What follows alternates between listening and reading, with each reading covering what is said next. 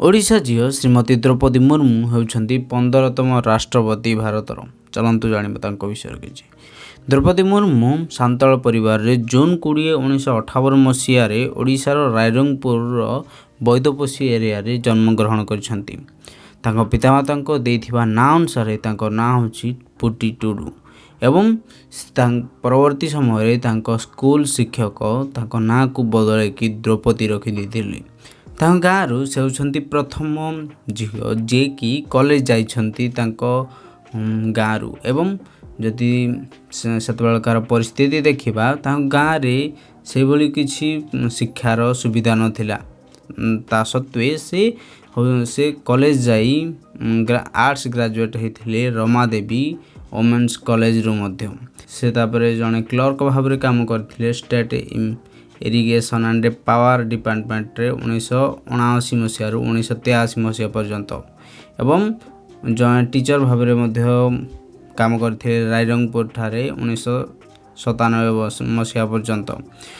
जदि आमे परवर्ती काल को देखिबा द्रौपदी मुर्मू 9तम गवर्नर थिले झारखंड 2015 रु 2021 पर्यंत एवं ओडिशा गवर्नमेंट कैबिनेट मध्य बहुत दिन पर्यंत काम करछंती 2000 रु 2004 पर्यंत।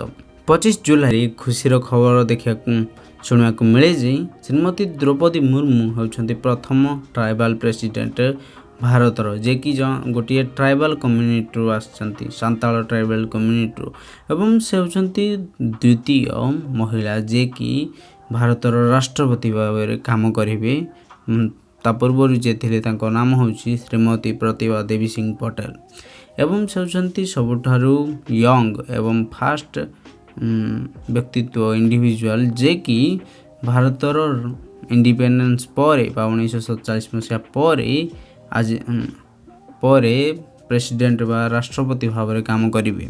जेतेबेले से राष्ट्रपति भाव में शपथ ग्रहण करथिले से तांको छुआ बेलर समय कथा मध्य कहिसंती एवं भारतर आउ ओडिशार विभिन्न स्वाधीनता संग्रामी मान विषय मध्य कहिसंती एवं संत कवि भीम भोई विषय मध्य तांको जो कवितार किछि पद मध्य तांको विशेष इंस्पायर करमिति कि प्राणी को आरत दुख प्रमिति देखु देखु बास मो जीवन पछे नरके पड़ी था जगत उद्धार हो।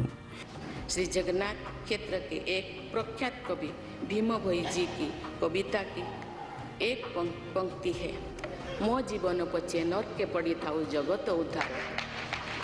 एक कथा को द्रौपदी मुर्मू निज स्पीच रे कहिथवार मूल्य शुणा मिलता है।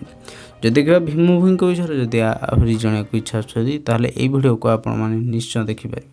धन्यवाद।